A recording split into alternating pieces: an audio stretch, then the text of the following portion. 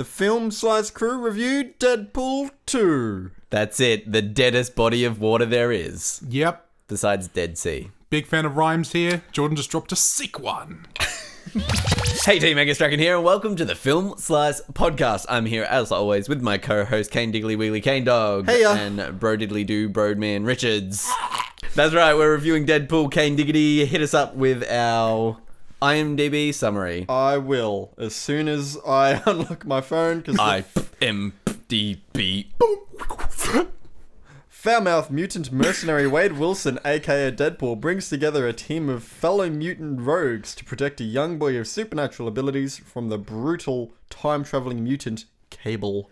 That's right, we're reviewing the sequel to Deadpool 1, Deadpool 2. Deadpool, the next Deadpool. Deadpooler.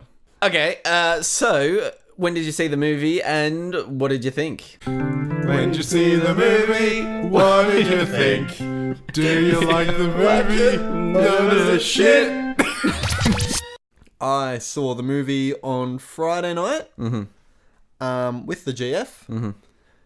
And as a huge fan of the first movie, loved it. Not entirely perfect. There are parts where jokes didn't quite land for me, parts that felt a bit slow or predictable, but overall, really liked it. Yeah, loved it. Nice one. Broadman, when did you see the movie and also what did you think? I saw it about 4 days ago, Thursday afternoon. Yeah, right. Had a bloody great time. Loved the film. Yeah, nice one. Did you laugh out loud? I did. So I actually saw this movie a day before it was released at the press screening, which was super fun. Didn't have to sit through any ads or anything. Which upsets me because you missed some really cool trailers. I got a free popcorn. I got a free drink. They were doing, you know how Deadpool is partnering with like V energy drinks? Yep. Yes. They were giving out V energy drinks. I didn't take one, but that was also nice of them. Too good for those Yeah. V energy. And then we got a We don't need energy drinks. Our sleeping patterns are fine. yeah, and then we got a Deadpool mask, which was Ooh, paper mache? flat, just like a flat piece of paper with the string in it. And Sounds you, pretty cheap. You poke out the eyes. Oh yeah, super cheap. And also because it was a press screening, I actually got an email straight after the movie with like a whole booklet, a whole like Deadpool press booklet with background stories on all the actors and background stories on the movie and how it was made, and I still haven't read it. It's annoying because We're professional here at the Film Slice podcast. if only we had Please some... invite us to more screenings. I really wanted to read it, and I was like, oh, you know what? I'll put it in our group podcast Facebook message, and I'll let the guys read it too, and maybe that might evoke some interesting conversation. But then I had the thought, no, what I'll do is I'll read it, I'll seem really smart and informed, and then come here and then talk about it. But as your usual douchey self, you decided not to read it, and now you have nothing to say. I swear it's literally like 40 pages. Anyway, yeah, so long story short, that's when I saw it. And what did I think? I had an absolute ball. So you lads know, every week I put out on Twitter and now Instagram, majoritively, And no one writes back. majoritively, mostly Instagram. No, majoritively Instagram. Mostly Instagram now. I've pretty much given up on Twitter. What movie we're reviewing a few days before we review it, and in order to get the public's opinion, yes. guess how many we got? I'm going to say none because we never get any. Well, we got like 3 last week. Well, I'm going to go with 4. One of the comments is you, Jordan. I may also have preemptively decided to... So even with Jordan's comment, he said 0. He said 0, yeah. I may have also preemptively trolled our own podcast, but it's fine. So Jordan's attempted to troll me by commenting on the post, my mum's comment from a few weeks ago saying, haven't seen it, but I'm sure Angus loved it. Okay. We've got That Tay asking, haven't seen it yet, but let me guess you loved it. That Tay goes on to mention, my thoughts are, I watched the first one again last night and found the gimmick has gotten a bit stale and the movie doesn't quite have the same charm that it did on the first viewing. So hopefully the sequel builds on it and focuses up to make something a bit more long-lasting. I'll be interested to see if after seeing this one, it's reinvoked their enjoyment of the film. Ethan G. Dean saying, I've been waiting on this one. Missy G94 says, haven't seen it yet, but I'm hoping Angus liked it, question mark. Such a dick. Sen97 says, haven't seen it yet, but assume Angus loves it. Her Majesty's Wardrobe says, haven't seen it yet, but I think Angus probably liked it. Our old mate Scene Invaders from last podcast, you remember Yep. Scene Invaders? They do. said, I'd like to speculate on if Angus is your real name. Also, I know a Ralph. I remember that being a thing about our last thing where Angus just decided to hate on people Who's called called Ralph. Ralph, yeah. Oh, yeah. I totally... Yeah. You missed that? Yeah. Oh, there you go. But afterwards, they said, we enjoyed it. It's nice to have a universe, in quotations, that doesn't take itself seriously. We are ready for the X-Force movies. Moving down the list, Nathan Clinic 94 said, I saw 19 comments on this post and was so surprised. Then I opened it and realized most of it is you guys. This Better get a mention. This better get a mention. So Ends it with a threat. There's got a mention there. J.L. Richards, who when I first glanced at it, thought it was J.R. Tolkien, said, I think Angus would probably like this one. I did get a private message from Connor Kelly, Connor Kelly! old mate Connor Kelly, Yeah. the fourth The fourth member of this podcast. Officially at this point. So he says, so I'm just back from watching it and I really liked it. Super funny and definitely definitely a worthy sequel. But all jokes were great. Could have been a bit shorter. Felt that some scenes at the start and towards the end dragged a bit. I'd agree. Loved Cable, I'd agree. Domino, and the new characters. Russell was great too. 8 out of 10.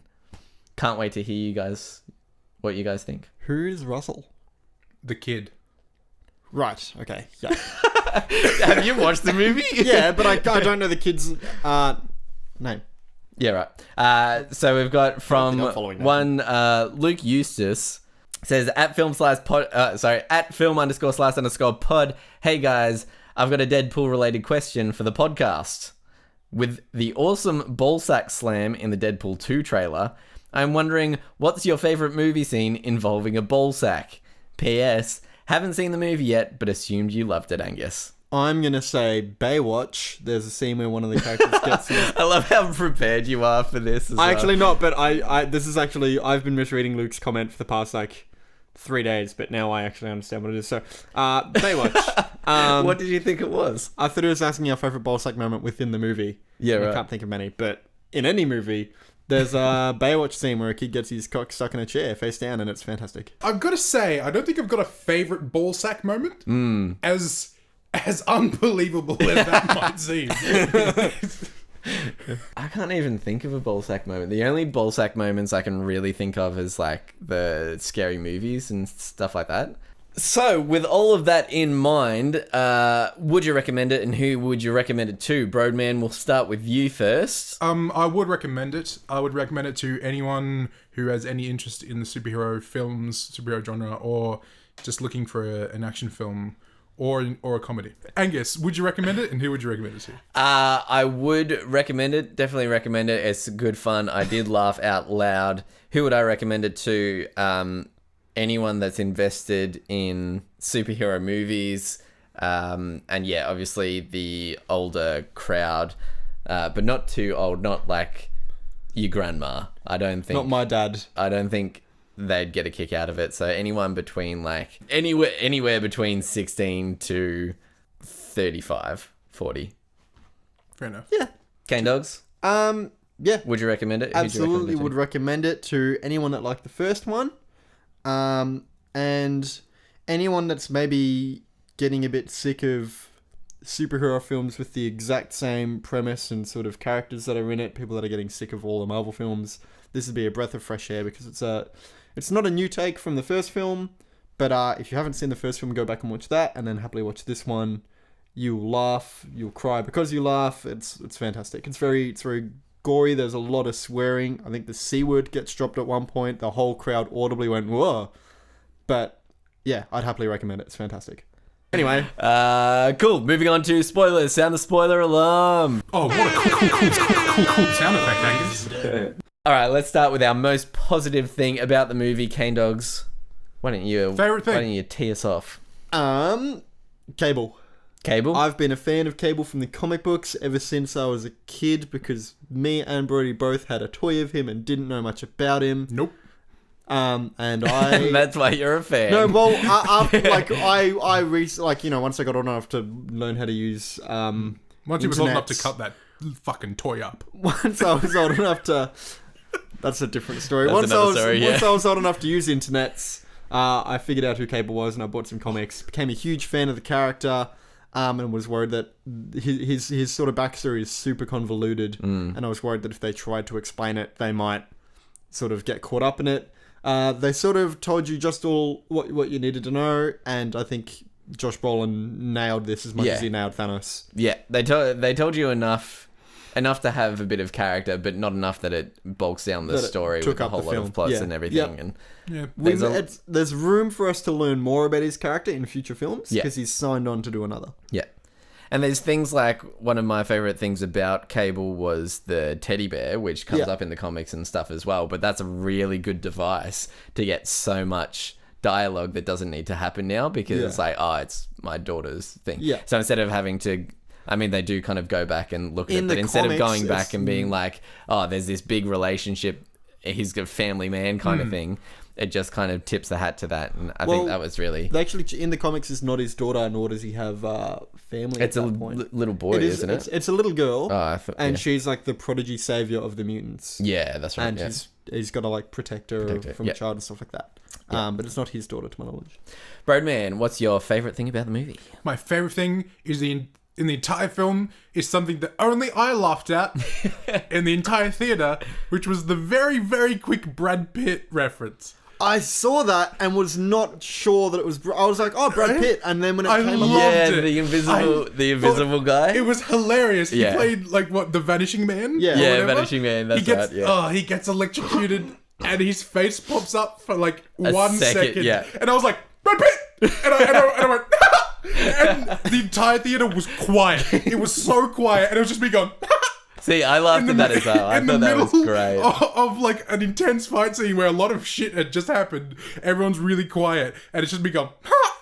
Just in the middle of the theater. The whole X-Force gag, where obviously the trailer actually shows footage of all of them within a fight scene, which is what cements you expecting them to survive the initial landing. And so when they all die. Also, that throwing up, that's zeitgeist. That was off-putting, like in a good way. But that was very to see. Was it Kevin? To see Peter? Brian? See Peter like get acid to the arm. Yeah, that was Peter just like ripped it up from acid. That was. I expected everyone but Peter to die. When they started killing I was like, oh, it's going to be Ryan Reynolds. Like, it's going to be Deadpool, Domino, and Peter. It was done so well because it's like, I was like, Peter's the only one that's going to survive. And he is. He's the only one that lands, like, naturally. But then, he goes to help someone who's just gets ripped it up with acid. I love how supportive and how much of a team player Peter just is. Yeah. He's like, it's okay. We're X-Force. Remember, say it with me. You're going to be fine. We're X-Force. It's so great. Within like 3 seconds, you feel for Peter. It's so like that trick where if you pick up a pencil and give it a name and then snap it in half, it's that. Because is that Peter, a bit more satisfying? Yeah, because Peter has zero context, like zero emotional... Psychopath comes to mind. Yeah, I've just got drawers of broken pencils with names on them at home. What a drawer full of joy. That whole scene was awesome.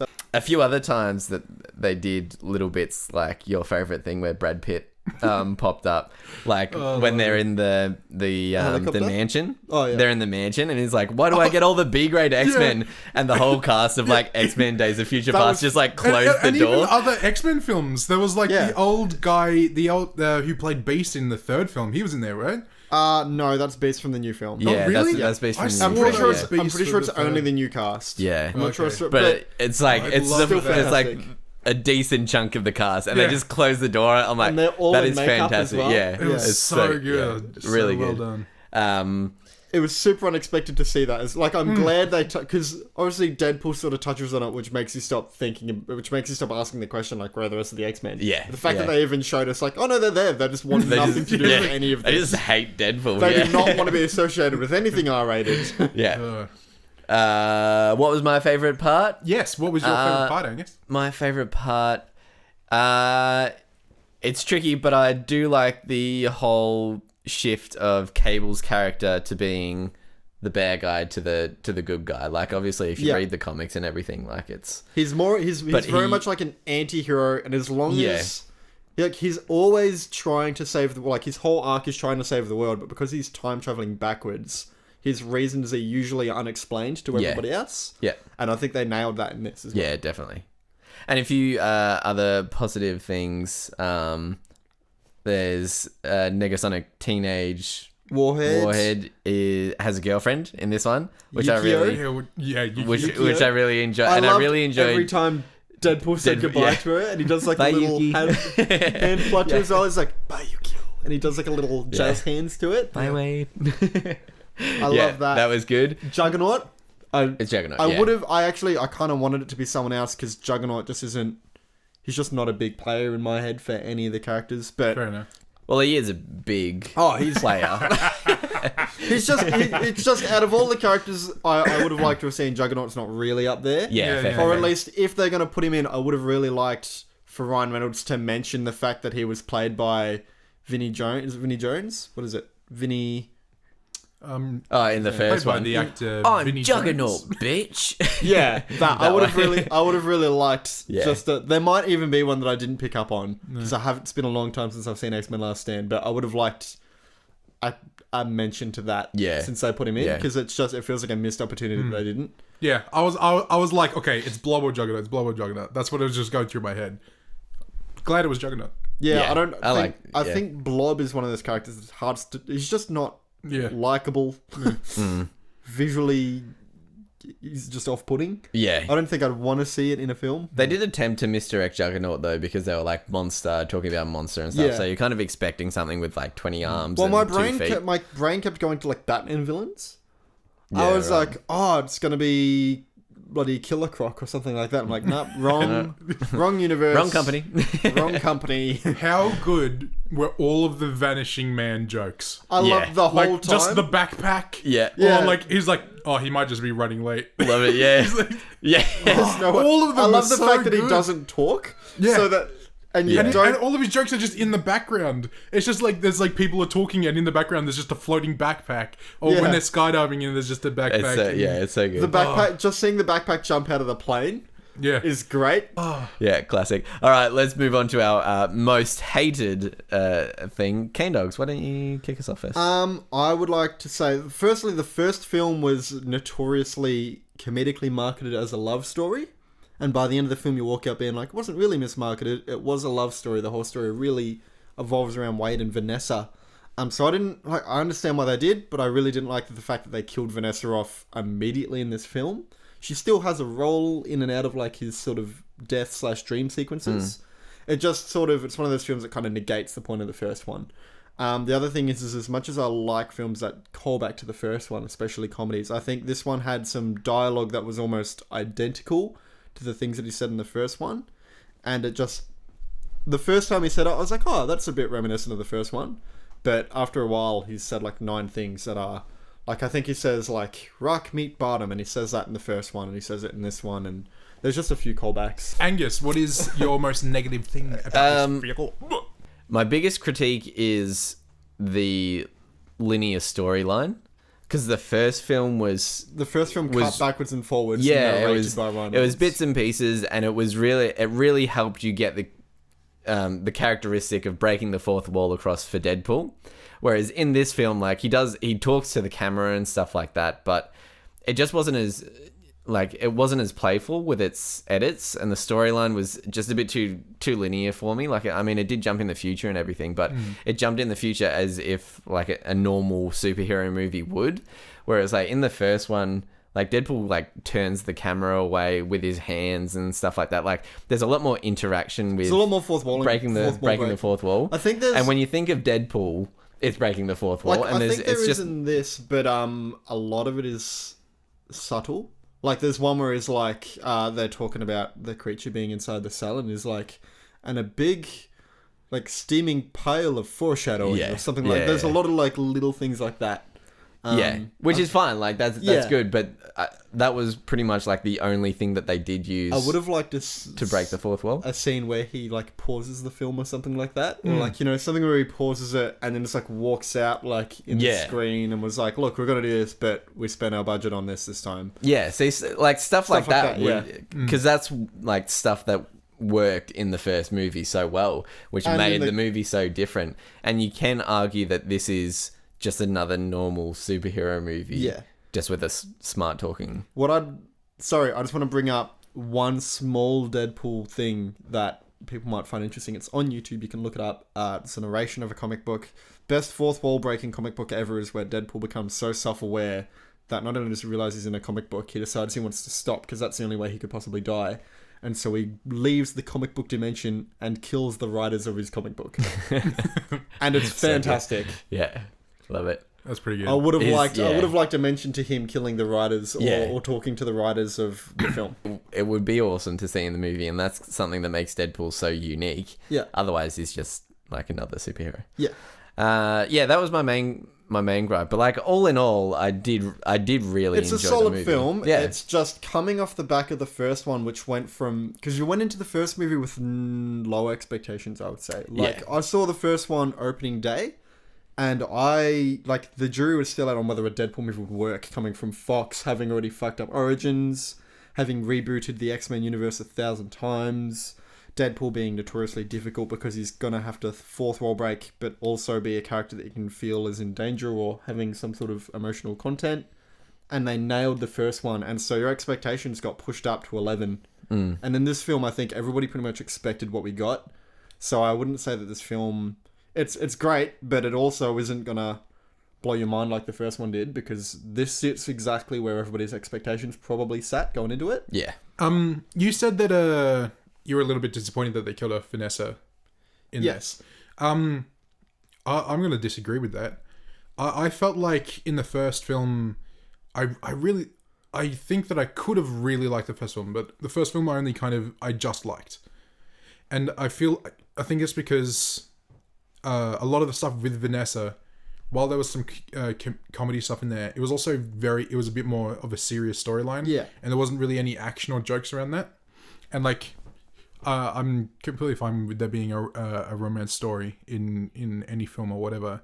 But I just felt like there was just a little bit too much of that in the first one. And it made it so there was so many moments in that which I was just like, oh, I wish something funny or something action was happening right now. Let me clarify. I don't like that they killed her, because in the comics, she's a character. And in the comics, she's secretly like a shapeshifter. It's kind of like the X-Men version of a Skrull, but Marvel has Skrulls. She turns out to Kind of like be... the X-Men version of Mystique. More or less. Except it's difficult for her to... She can't just like change from person to person to person to person. But she ends up being a villain of Deadpool's, and I would have liked to keep her through this so that the next film... Well, it's like it's not like they haven't brought anyone back before, especially with like the time traveling at the very end, which we'll touch on in a minute. I'm actually gonna say that I thought killing her off right at the start was a good idea, just because then it didn't anchor Deadpool down to that anymore. Necessarily expect it until the house got broken into. Yeah, the minute the house got broken into, I was like, oh, okay. Yeah. Probably my least favorite scenes in the film are the ones where he's in like limbo talking to Vanessa. Yeah. So, The problem is like if you do that whole thing of he's invincible but he's got family and friends that he has to protect. You're just doing Spider-Man. I think it was good for them to move out from that rather quickly. Also, it's just Deadpool's luck as well. Yeah. They got some big names to be all the other members of the X-Force that... Yeah. Terry Crews. Yeah, Terry Crews. And the guy who played Zeitgeist is one of the Skarsgårds. He's really, really good. Yeah, right. Most recently, he played the clown from the new It film. Really? Yeah. Huh. That's where I know him He's been in a from. bunch of stuff. Yeah, right. Who was bloody Stardust or whoever the fuck that guy was? Oh. We should look up the cast. Yeah. We used to do that. We used to do that back when we were a little podcast. Before we're our too big for organisation. that shit now. We're Yeah. Now shit on the little guys. now I think we've got 138 followers on Instagram. So Bringing in that. So that's more than me, and I've been on Instagram for 3 years. So. thoughts on Domino? Yeah. I really liked her. Yeah, fantastic. Yeah. I don't think there's much else to say Very except charming. she was I don't fantastic. think you don't need a lot of it is in Very the trailer. sassy, and this like the sass worked with her A lot of ability. her is like, in the trailer. Yeah. It's more of the same, but it's good. Yeah. Yep.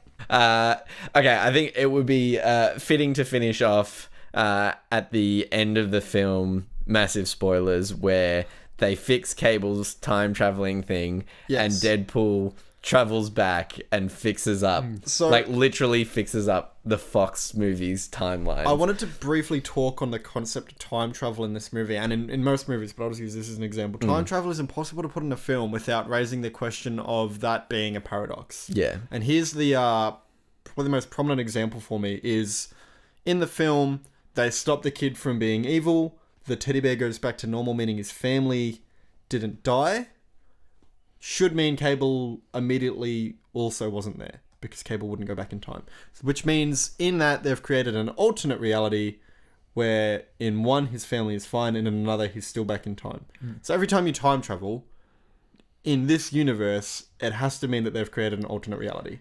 Yeah.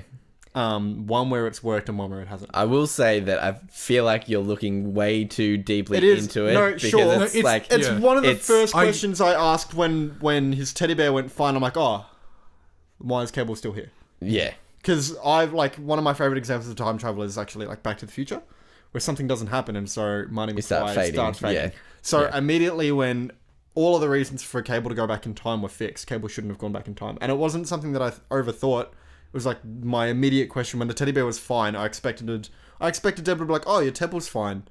Like your teddy, sorry. Your Let me say it again. Let me say it again. Deadpool's fun. One of the first things I noticed when Deadpool noticed that the teddy bear was fine is I was like, oh, Cable's going to disappear. And it'll be like kind of somber and kind of sad. Like maybe they'll go to shake hands and Cable will disappear immediately. Like I immediately expected that to happen because my brain goes, oh, everything's fixed. Yeah. So when he didn't, that's when I started being like, so does that mean there's a world now where he did go back in a world where he didn't? There's something. It's like it's Time travel is tricky. just one of the things I've never seen anything that does it really well. Doesn't- like Back to the Future is like really good, but there's still like a million paradoxes Yeah. everywhere. Yeah. It's like And that's the thing, like no one's done it before, so it's the reason I'm- still all yeah, speculation. the reason I'm willing Yeah, to look but past it for never this been film done. is just because it's like a Deadpool film. That's And it's exactly like, it's right. meant to be taken And like the super lighthearted. It was like and it also it wasn't a huge thing throughout the entire film. yeah, I think I'm fine with it because it's not a plot point; it's a joke. Yeah. Like it's the punchline to a joke, like essentially.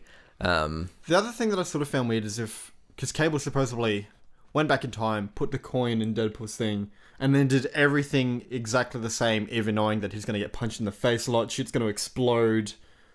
Like, Again, I just time think travel. that It's just you're like looking. you can't do anything. he You're could have done looking a far too- flawless yeah. run. I think you're just looking a bit too much What's into it. even Like weirder for about what it's this worth. film, what's so much weirder about this film, is that there's no post-credit scene, and I sat till the end with a number of other people Yeah. in the theater, and then It's the a weird credits feeling ended. when nothing happens, isn't Yeah, the it? credits So- ended, and there was a person there waiting to clean up, and I was like, "Oh, I feel so bad for wasting your time." So I was at the press screening, because I'm a big shot. shot. And at the press screening, you have someone there that's like a representative of Fox or whatever, and they said, "Oh, and make sure you stay after the credits because Deadpool might have something to say." So like, she obviously meant the bit right after like the first, like the pre-credits, whatever. Yeah. And everyone's just like sitting in there going, what's it gonna be? What's it gonna be? No. Any closing thoughts? I think we've said it a million times before, Yeah. but this movie is very good. It's great. Definitely go watch it. Cane Dogs, do you have an idea of what we could do to finish off this podcast? Absolutely, I do. So I was rummaging around through some old stuff, and wouldn't you know it, I found the old time cable traveling, toy? the old time traveling device that you and me made in high school. Just roll with it. Oh, Yeah, right. hated So- that thing. I thought just to save everyone some time, I'd go back and just give you guys a break from having to do this podcast on account of already doing it. So I'm just going to head back in time. But- no arguments. Don't worry about it. It doesn't. that- Everything you makes mean sense. I'm going back in time. Bye. Hey team, Angus Draken here, and welcome to the Film Slice Podcast. I'm here as always with my co-host Kane Diggly Wiggly, Kane Dogs, Heyo. and Bro Diddly Doo, Broadman. Hey, What's up, guys? Hold on. Wait. Yeah, what? It's me, Jordan Kane, real life Jordan Kane from the future.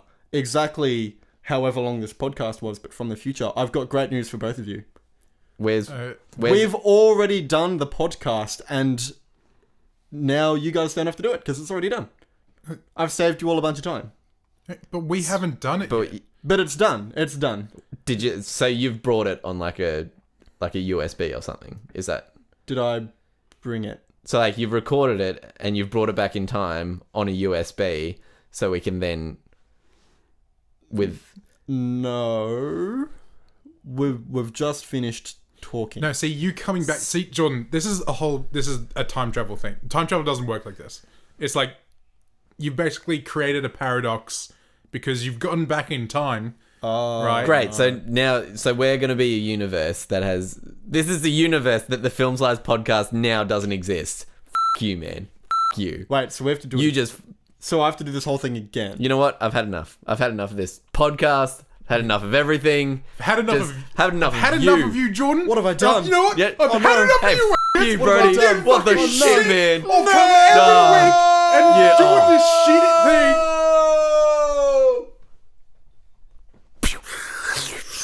How'd the time travel go? I haven't done it yet. I'm assuming somewhere else in another reality there's us not having to do it and having a fantastic time and love and life. So you didn't just go back then? One of me did, but there's How still... many- Hang on. Jordan, why do you have blonde hair?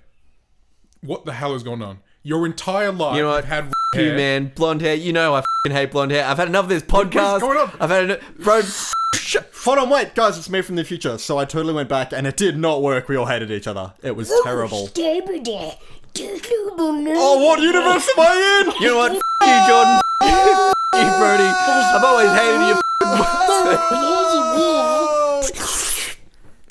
On second thoughts, maybe not time travel. Do you have Yeah. anything to do?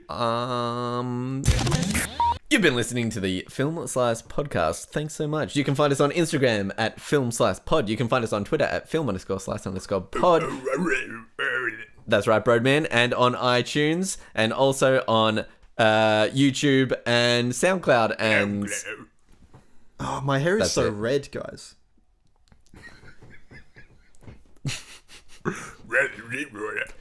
he says you're a f***wit.